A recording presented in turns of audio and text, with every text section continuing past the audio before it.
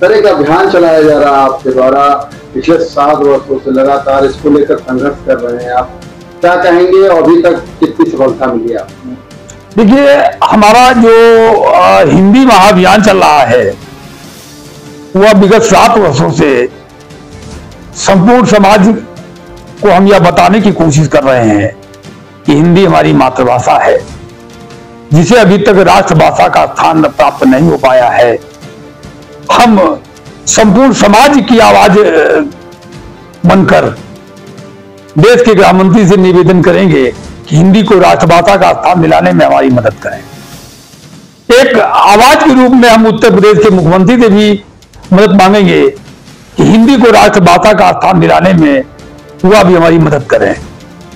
हिंदी महाअभियान किसी व्यक्ति विशेष का नहीं है, हिंदी महाअभियान संपूर्ण समाज का है। अंतर्राष्ट्रीय पत्रकार डॉक्टर वेद प्रताप वैदिक इस अभियान के मुख्य सूत्रधार थे। डॉक्टर वेद प्रताप वैदिक ने अपने जीवन में पत्रकारिता के उस आस्तंभ तक पहुंचे जहां पर उनकी पहचान एक बड़े विचारक के रूप में बनी। डॉक्टर वेद प्रताप वैदिक ने अंतर्राष्ट्रीय राजनीति पर हिंदी में शोध ग्रंथ लिखकर बहुत बड़ी चर्चा में आए थे। संसद बंद हुई थी।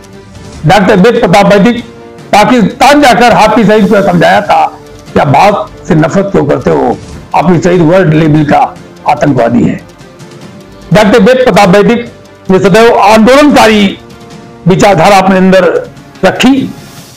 उन्होंने हमारे माध्यम से एक हिंदी महाअभियान चलवाकर हिंदी को राष्ट्रभाषा का स्थान दिलाने का संकल्प दिलवाया। हम पूरी लगनशीलता के साथ, पूरी निष्ठा भावना के साथ, पूरे समर्पण भाव के साथ हिंदी को राष्ट्रभाषा का स्थान दिलाने के लिए एक राष्ट्रीय महाअभियान का संचालन कर रहा हूं।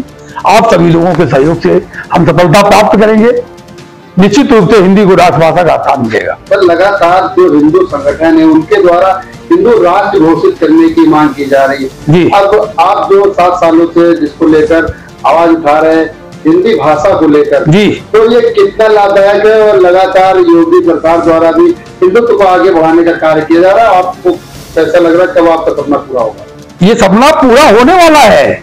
हिंदी को राष्ट्रभाषा का स्थान प्राप्त होगा, भारत विश्व गुरु भी बनेगा और हिंदू राष्ट्र भी घोषित होगा। यही तो अवशेष 2-3 कार्य बाकी रह गए।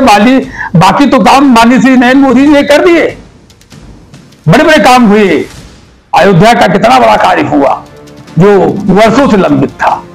तमाम बड़े बड़े कार्य इस सरकार में हुए हैं और हमें आशा ही नहीं बल्कि पूर्ण विश्वास है कि हिंदी को राष्ट्रभाषा का स्थान जरूर मिलेगा।